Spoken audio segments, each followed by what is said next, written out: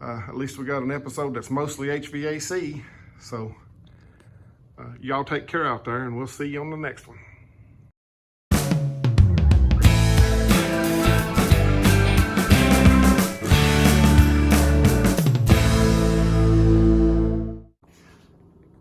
Hello viewers, welcome back to the ComfortPlus Heating and Cooling and Amateur House Building channel.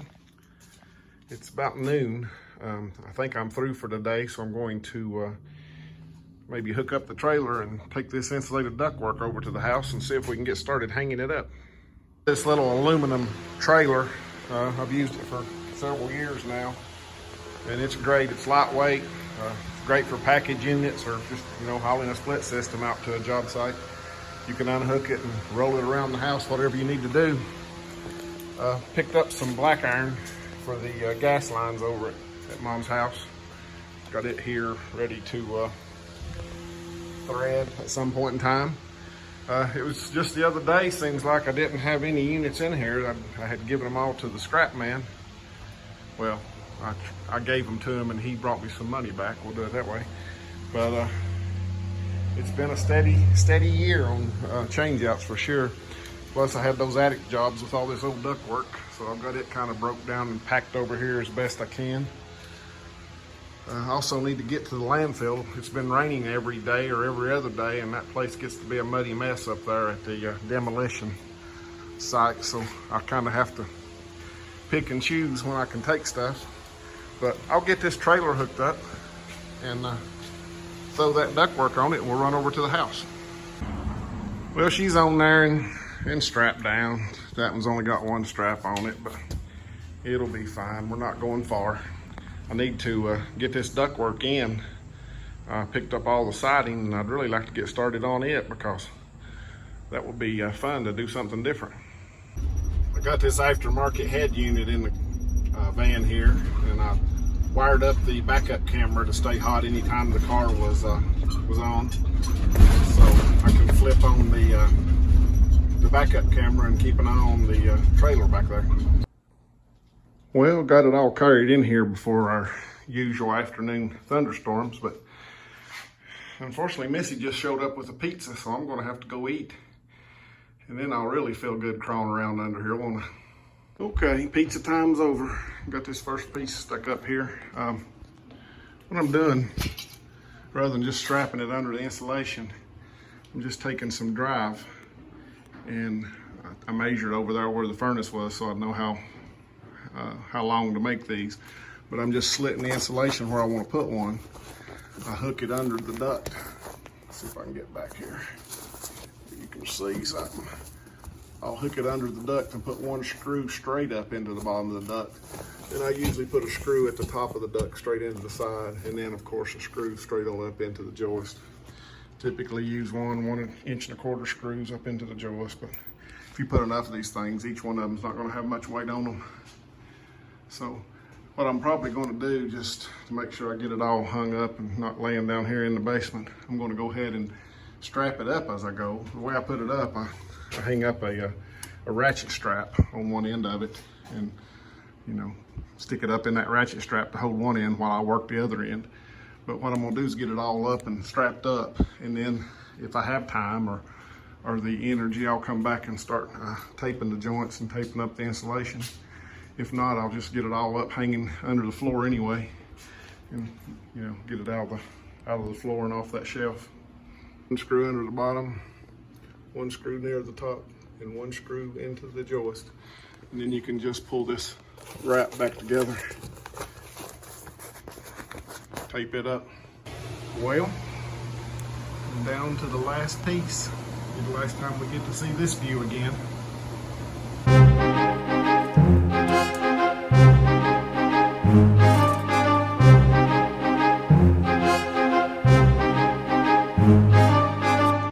Well, she's hanging up there. As you can tell by looking at the seams, I decided not to do the taping. I'll have to use mastic tape on all these joints and then put the insulation together. But I think what I'll do is actually just work that as I come back putting the flex ducts on. I can go ahead and put my boots on my flex runs, drag them back there, nail them in, hook them up, and just start on that end and work my way back this way and seal everything up and tape everything up as I come. Plus I can leave today because it's been a rough week and it's 3:30 right now, so that's good. That's enough hours for the last day of the week. But I may go ahead and jump outside and do some of this siding so that I can get it going and make sure I got everything I need, because some of this stuff's getting hard to find. One place was completely out of like J channel. Another place was out of starter strip. I had to go 2 or 3 different places to get enough supplies just to do this one house. So I can't imagine what people that's doing this stuff for a living, what kind of trouble they're having. I guess it's kind of like trying to find a Goodman heat pump right now, huh? Guess what time it is? It's siding time. Just getting going here. Got some chalk lines, figured out what I needed to do with the corners and where to stop it up there for the soffit. Starter strip on the bottom down there. Just started the first piece of siding. That one's got that actual hose bit going in it. But what I did, these corners are awful squirrely. If you've ever tried to put one on, you can push it in or out, or get it all whacked up and out of square. So I measured a corner real carefully to see where this edge should be based on the corner of the house. And it turns out it's 2 7/8 inches. So I took this old square that ain't much anyway, and I sawed me some little notches in it at the 2 7/8 both ways, so it'll be easy no matter which way it's turned to figure out where to mark it. Up on the ladder sometimes you can't get your head in a good spot. And then for locating the bottom of my F channel up there that's going to receive the soffit coming over from the bottom of that fascia board, it's down 3/4 of an inch below the bottom of that fascia board. So what I did there, I've got me a notch in this square. I hope this long side of the square against the house, put the short side up under the fascia board, and I can mark that 3/4 inch. And that way it's easy to repeat every time. Don't really have to do any measuring. You just stick this up there and don't have to think about it. But that's the first piece. You notice I've got some chalk lines on here. That first one's especially important because that little aluminum starter strip will bend and bow and you could wind up with anything. Typically, once you get one good straight row on, it'll stay pretty straight as long as you put the same tension on it every time. But I don't do this every day, so I'm probably going to chalk me a few lines as I go just to make sure I keep it good and straight.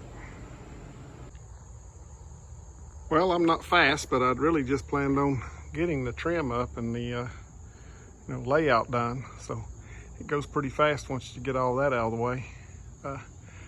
It's getting late. I didn't want to tackle trying to push it in over top of those windows. I got one course, and then I'll have to put in the F channel J mold and finish trim up there.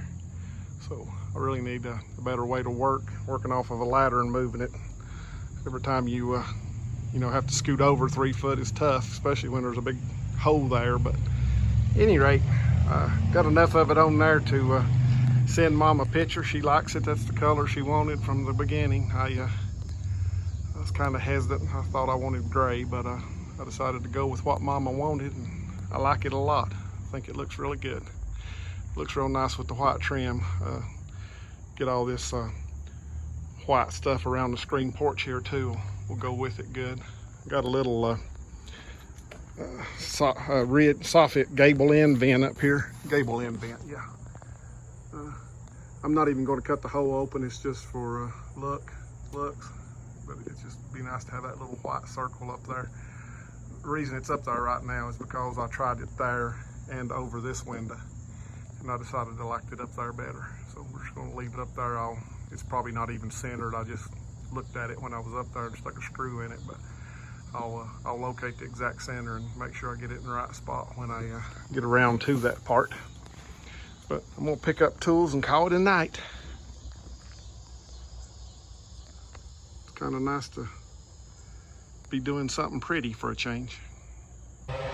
Did a little grading this morning in anticipation of all the rains from Hurricane Laura. I think it's supposed to come through here about Saturday, so tried to get these ditches filled in around here and get some slope back away from the house. Don't have any gutters, so all the water that was coming off the roof was just going down in the ditches and in around the foundation. But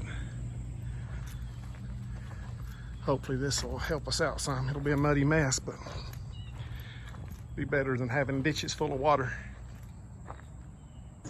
We got another beautiful rain-free day here, which is rare. The rain-free part anyway. Got me 2 sections of scaffolding set up here so I can have about 14 foot of walking room.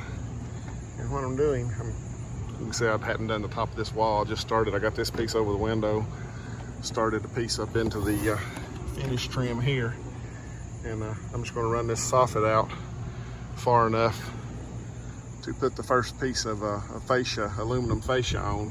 And when I get out far enough to get that piece on, I'll move my scaffolding down and keep on trucking. This soffit that I'm using is I think it's called like triple 3 1/3, but it's ventilated up in the actual grooves here, so you don't really see it unless you're just looking straight up into it. So you get kind of well, you can see kind of looking across through here. You're on the ground looking at it, you don't really see the ventilation. So it costs a little more, and you have to use a wider F channel, but I like the looks of it. Okay, just moved the scaffolding down. Got that section there finished out, except for that top piece of siding, which I'll have to wait until I put up the next piece of siding so it can lap. I'll just do it off of a ladder, it just snaps in. But what I've got to do now is the bathrooms. I'm going to have vent fans in them. So I'm going to put these little guys up in the soffit. They'll set just like this, and you can see they can blow open or just hang shut, pretty much. What I'll probably do is take a piece of plywood or OSB and drill a 4-inch round hole in it and mount it just above the soffit, so that when we put this thing up there and run a screw up through it, there'll be something solid for it to screw into. But I think what I'm going to do is go ahead and stick the next piece of F channel up there on the wall, and that way my plywood can sit right on top of that F channel in the back, and it won't interfere with that nailing flange. Okay, I'm just going to have a little piece of OSB like that with a hole. Got me a backer block screwed in from the front here to hold it up here. I'll put a couple of nails in this. I think I'm just going to let the back kind of lay back here. It's pretty snug, and when you sandwich the screws in here, it's not going to go anywhere. The soffit, of course, has this groove every 3 1/4 inches. So what I think I'm going to do, instead of just nailing this down right now, I'm going to go ahead and cut some more soffit and get down here with it, because if I need to slide this one way or another a little bit to make the grooves not line up perfectly with the edge of my little damper, it'll look better. Okay, this is what I was kind of hoping to avoid. See how where I had it setting, the edge of this damper would have been right at the edge of the hole. It'd be better to have a little bit of flat area there, so you don't notice if something gets a little crooked or if it's not sticking over slightly into it. So I'm going to adjust that plywood slightly in order to get that damper coming through the soffit in a better location. So what I did was held my piece of soffit up here and marked the very center of it, which will be in the middle of that run. Stuck a piece up there, marked it from the back, and I'm going to take my same hole saw that I drilled that out and drill the plastic here before I put it up, and that way I can just put the vent right up through it. There she is from the ground. What I did was just try to center it on that one piece so that the flanges had a good flat place to set where you put the screws. I had some little stainless steel trim screws. I think they were actually for some decking that I've had for years on the van. So I run 4 of those up in there into the plywood. So that one's done. Gotta go cut some more soffit. Actually, what I'll do is put 2 or 3 more pieces of soffit on, and then go ahead and finish the fascia, put another piece of fascia down here, do the siding up above there, and then I can move the scaffolding on down, and I'll work the next vent right off the end of it. And to make this last piece fit up in that finish trim, you need just a set of snap lock pliers, which I already had from the HVAC trade, so some of this stuff crosses over.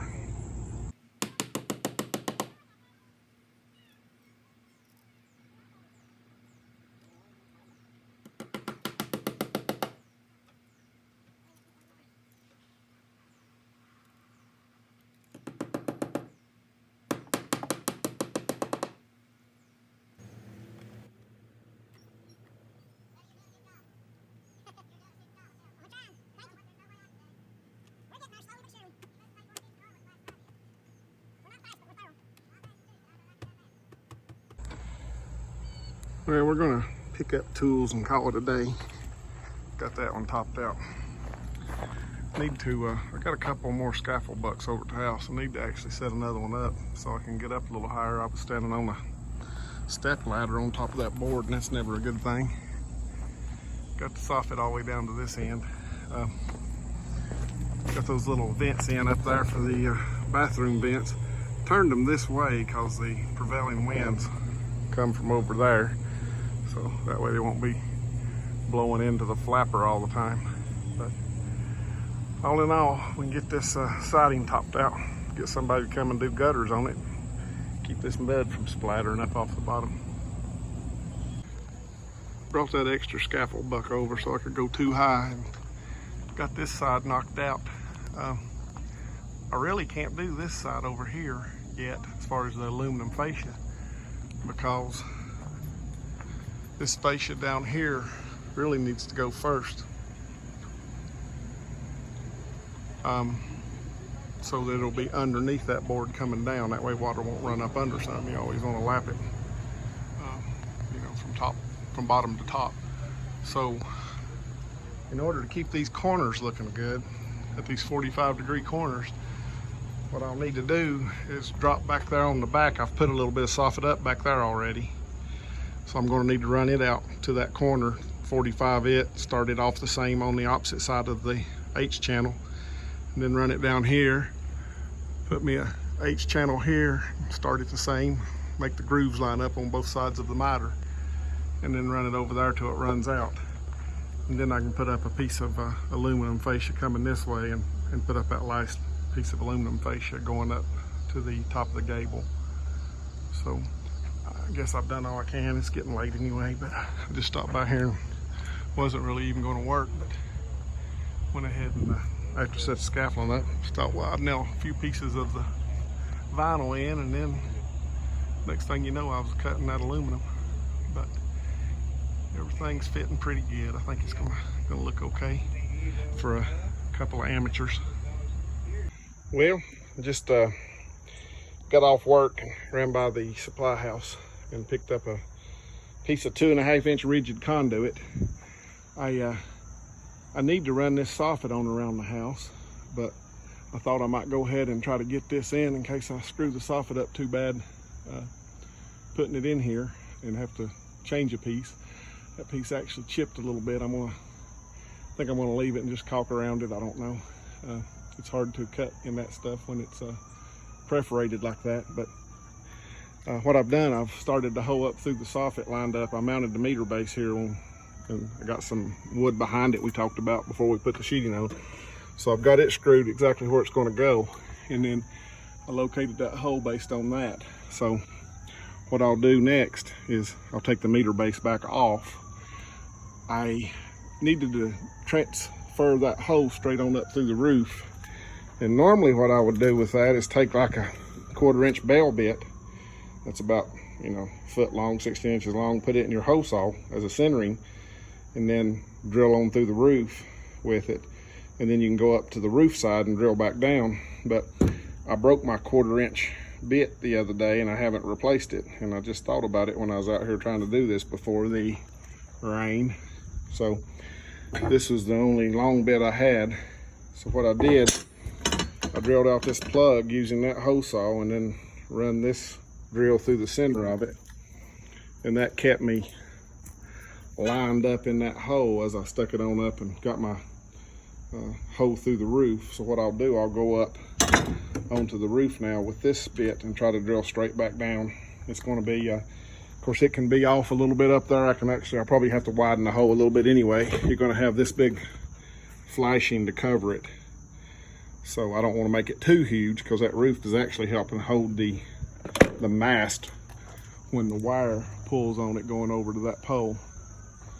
But what I'm gonna do is jump up there on the ladder. I put me a couple of blocks on the overhang on the fascia there, so I wouldn't damage the shingles with that extension ladder. But I'm gonna go up and try to get that hole drilled out, and then I'll see if I can. I gotta shorten this thing a couple of feet. I need about 8 foot of it, the 10-foot length. So I need to cut it off right there. That'll stick me through the roof about 4 feet. That's not so much that you have to guy it. I think minimum's 3 feet around here above the roof, but higher the better as far as the backyard goes. But higher is not necessarily better when you talk about the wire tugging on it. And you know, you got a moment down here where it goes through the roof or wherever the lice clamp is. So it would tend to try to bow it. I think 2.5 inches overkill. That's what the electric system here requires. Most places only require 2-inch rigid conduit. I mean, I'm not sure. They claim some of the 2-inch was bowing a little bit, and people were complaining as the reason they did this. But if you bow this thing, you're probably gonna pull your house down, pull the roof off. Okay, we got our hole there. So before I stick that up through it, I'm gonna go ahead and cut out these shingles and make this flashing fit, because it'll go up under these first 2 rows. Oh, sorry about that. It'll go up under these first 2 rows. They'll come around here and be cut, and then it'll be on the outside down here. The other way, of course, would be to stick the conduit up and then slide this boot down, but I'd have to actually remove some shingles right here and put them back. And there's really no need to do that if you can get this in the right spot beforehand. So what I'm gonna do is lay it up here and look at it and get an idea of where I should be cutting these shingles. And I'll take a razor knife and cut out what I need to cut out. And then I'll take this flat bar and loosen these shingles up, get the nails out if there's any of them in there, to where I can slip this thing up under there. I'll do that, and then I'll get a shot of it. So that's what I was talking about, slipping up under those top 2 courses of shingles. I had one nail in the way I had to dig out from under there. That's it laying there. But basically you'll be over top of this bottom row, and we'll be up under these other 2 like that. Now, of course, I'm not going to nail it down, because I got enough stuff to try to line up coming up through there.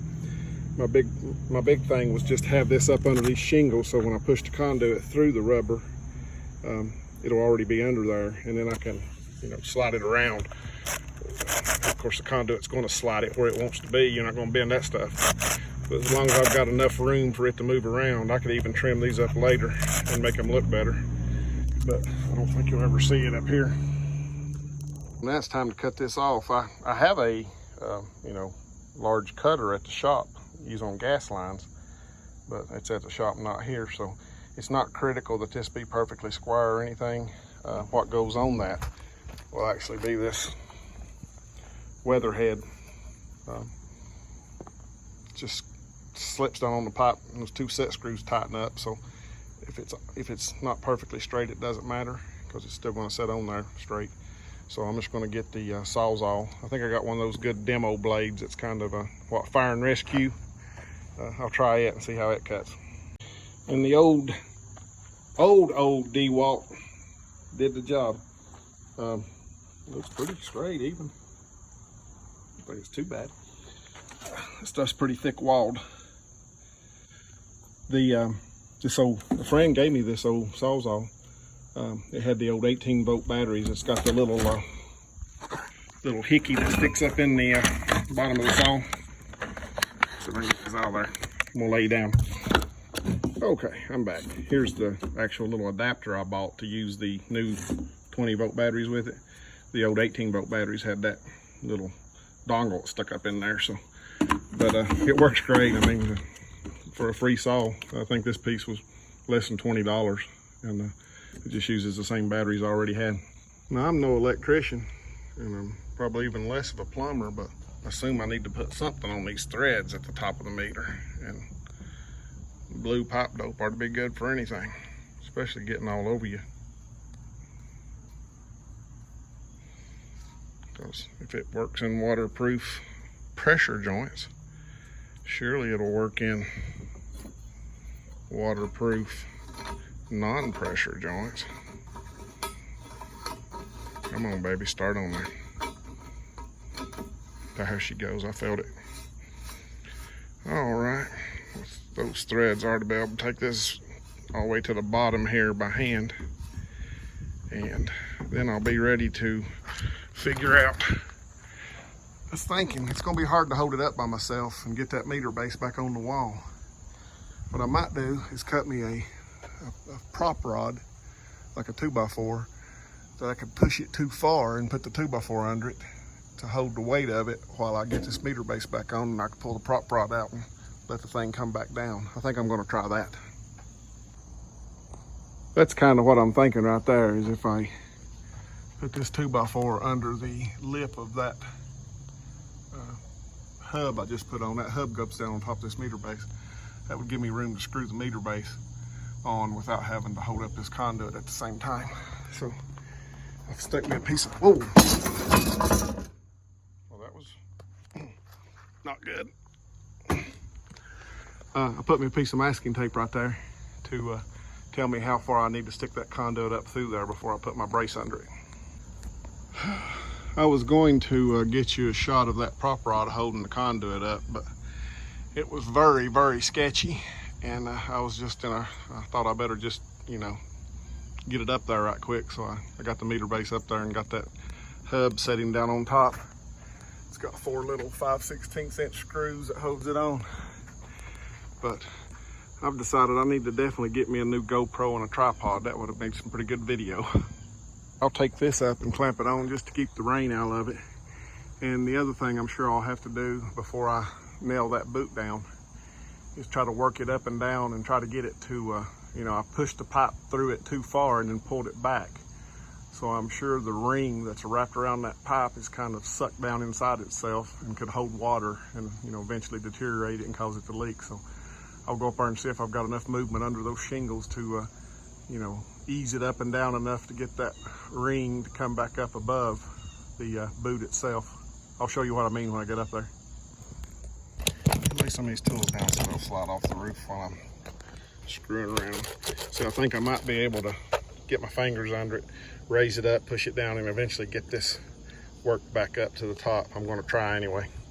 If I can't, I'll have to take these shingles up, but I think I can do it. There you go. That's how she's supposed to look. So the water will come down, hit this ring, and shed off of it.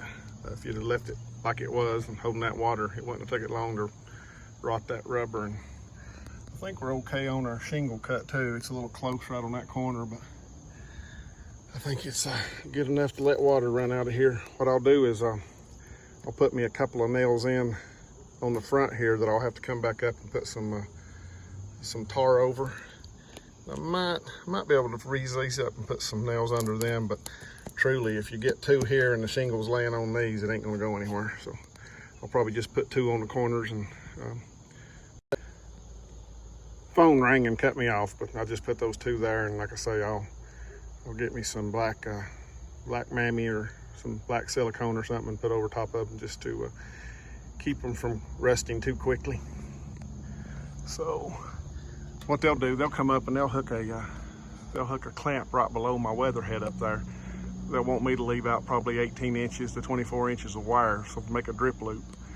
And they'll tie their carrier, their messenger cable will actually tie to that mast and swing it over to that pole over there. So that's why they want this big sturdy conduit. I've still got to put some couple of clamps on the wall here. I've got some wood behind it for them. But what I was going to do when I drilled these holes for the meter base, I drilled them actually a little bigger than the leg through the siding, and then drilled a pilot hole into the wood behind. So I'm gonna take them out one at a time. I filled that hole with silicone, and I'll run these back in one at a time. And after I do this one, I'll move to that one, and that way it'll be sealed up good around those screw holes. And there she is. I hadn't put the straps on yet. The way those straps are bent, they would actually, you know, come out off the wall about 1/4 inch on either side. So I may physically, you know, actually take them to the shop and put them in put them in my brake and actually bend them a little differently to make them go back against the siding. It's either that or make some kind of spacer and put behind them. I hate to see them when they're just stretched over in there. But I need a 2-inch male threaded adapter for my PVC there in order to continue that out and turn that LB up and go into the bottom. So I'll pick that up next time I'm out. But this allows me to go on. I was worried I might screw up that soffit, and I wanted to be able to replace it if I did. But I think she looks just fine. I thought it actually chipped out of there a little bit, but it really didn't. It was just the way I was looking at it on camera there. It just happened to land right in that hole there. But 100 years from now, nobody will know the difference. So I can go ahead and start running, bring that scaffolding around here, start running this soffit around. Because what happens is it'll corner like over here with a piece of H channel. It's got a receiver on both sides. And what you like to do is make the opposite sides of that miter match. So in other words, line those grooves up to make it look like they go in there, turn 90 degrees and go back out. And the only way you can get that to happen on every corner is start at one place and then run all the way around. So I'll run into this corner, make it match on this side, and I'll run down to that front corner and make it match down there, and then I'll turn and be heading out to that place we were yesterday. So I need to well, I need a good day just to be able to come here and do this instead of coming in for 2 or 3 hours at a time and trying to work, because it takes takes an hour to get all your tools in and out. But I'm glad to have that up there. That'll get me started back on this soffit, and maybe I can go ahead and get this siding wrapped up pretty quick. Put that conduit on up to the meter base out there, mostly because when I got here today it was really hot around front and cool in the back. But I'm going to measure for this wire, so I'll have it written down somewhere in case I want to pick it up one day. I have to get it at a store over in Bristol. They don't have it here locally, what I'm going to use anyway. But I've got a steel tape out there in the truck, or a snake I could run through it here, like a pull, electrical pull, and then I could mark it and pull it out and measure it. But I think what I'm going to do is suck a string through it and then use that string to pull back a steel tape with measurements on it, and that way, since I'm here by myself, it'll be easy to know exactly how much wire I need. This stuff's too expensive to buy a lot of extra. So what I've done, I've just took my little DeWalt cordless vacuum, or I guess it's got a cord too, but I've got the battery on it. I've stuck it down in my pipe here and put a rag around it just to seal it up a little bit. I'm gonna flip it on.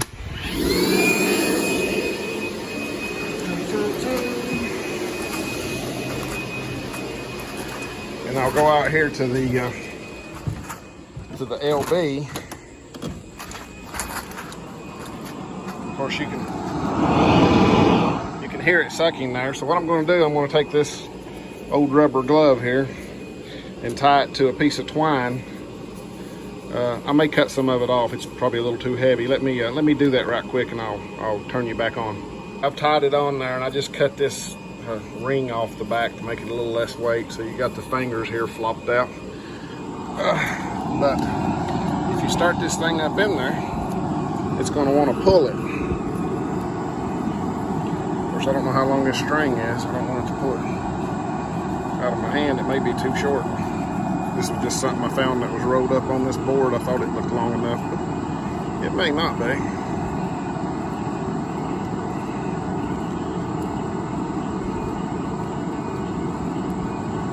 Still taking it. Uh-oh. I bet I'm getting ready to go up that vertical rise. See how it stopped there? Let me see if I can get it broke free. Yeah, there it goes.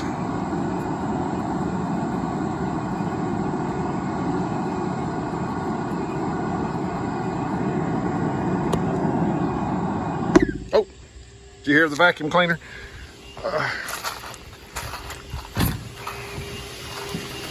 It's a squalling now.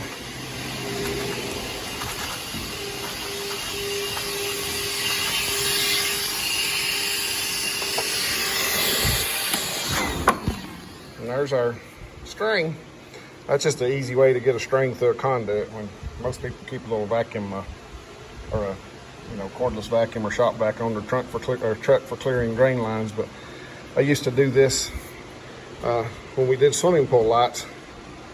We'd have, some of them would be pretty long because you'd have to get a junction box out to a location where you could raise it up, and some of the commercial pools had pretty wide decks around them. So I would do this a lot there, and instead of a rubber glove, I always kept a few cotton balls on the truck to tie on the string because the conduits was only about 1 inch. So I'm going to take this string and tie it to my metal tape and drag it back out. Okay, so I got my little 100-foot tape on there. I was just going to pull out about 50 foot and leave it laying in here, hoping it wouldn't get snagged, but I saw that clamp laying there on the floor, so I grabbed it. If I can get it started in there, I think it'll set on this clamp all right and just pull out as I drag on the string. So I'm gonna go out there and try it.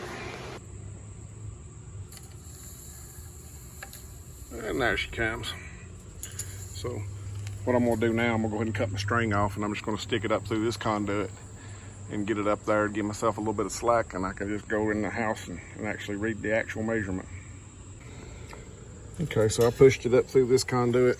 Of course, it's going to lug on here, and then a neutral lug down here, and the ground will be here somewhere. So, anywhere in that general area, you don't want to cut yourself short. It's better to have 10 foot too much than 6 inches too little, but I'll just dangle that right there. It's going down through the LB okay. So if I go in here and take it up to all the lugs in here, I should be able to get it to within a foot anyway. Dun, dun, dun. We got 42 foot would be a little tight getting up here to this ground lug. So what I'm going to do, I'm just going to order 43 feet. Pay an extra $3 or $4 for 1 extra foot, but that's better than buying 10 extra feet or something. So 43 foot's my number. From here up through that mast we put up last night and then hanging out the weatherhead. That mast is 8 foot long since we sawed it off. I need a couple of feet up there, so if you figure 10 foot down to here, another foot's going to get you wired up in here, no problem. There'll be 2 wires to the top of the meter and a wire over here to your neutral bus. What I'll probably do is buy the same cable. The quadruplex is what I'll be buying. It has, 3 big wires in the ground. What they have over there, they have either it's aluminum, so they have either the 4-aught, 4-aught, 2-aught number 4 ground, or they have 4-aught, 4-aught, 4-aught, 2-aught ground. They'll allow you to reduce the neutral because, all your circuits typically aren't 115 volts, so all of them don't use the neutral. For instance, our heat pump or our air conditioner compressor will just be using these 2. Neutral won't have anything in it. But when you have a house like this, it's all gas, or mostly gas, you don't have a lot of 220 stuff. So it doesn't hurt to have the full-size neutral. And the price difference is 12 cents a foot. So if I'm buying 55 foot of wire at 12 cents, that's less than $7 difference. So I think I'm gonna go ahead and go with the bigger wire. And again, I can go ahead and use it from here on up there. I'll just have to twist that green out of it. There's no ground goes up the weatherhead here. This guy here is gonna be our ground. So 11 plus 43 is 54. So I need 54 feet of wire. Man, it's hot and sticky. I've done had to cut my clothes off. Okay, I went ahead and extended that soffit on out. Get over here and get my finger out of the way. That's what I was talking about. See, I'll start the other direction with that and make it match. And now I can go all the way down this side, which will be this weekend because I ain't gonna work anymore tonight. But hopefully what I can do is get that soffit run down and take that siding with me as I go off top of this scaffolding. I can do, 14 foot at a time, so it shouldn't take too long to knock that out. And by then, hopefully I'll decide what I'm gonna do with these porches. I haven't done the porches on either side just because I need to make sure of what the elevation is gonna be, whether it's gonna have any slope to it or anything like that before I put the siding above it. But plenty of time for that, right? But at any rate, I'm going to try to go ahead and get you a video out tonight. It's Friday, and I'm tired enough to go home now anyway. I think I've got enough between that little bit of duct work we did and some electrical and some siding to put something together that'll be 15 or 20 minutes long. So I'll see if I can't get one out tonight, and hopefully on the next one we'll be through with this siding and be back onto the rough end on both the HVAC and the electrical. So thanks for watching, and y'all stay safe out there.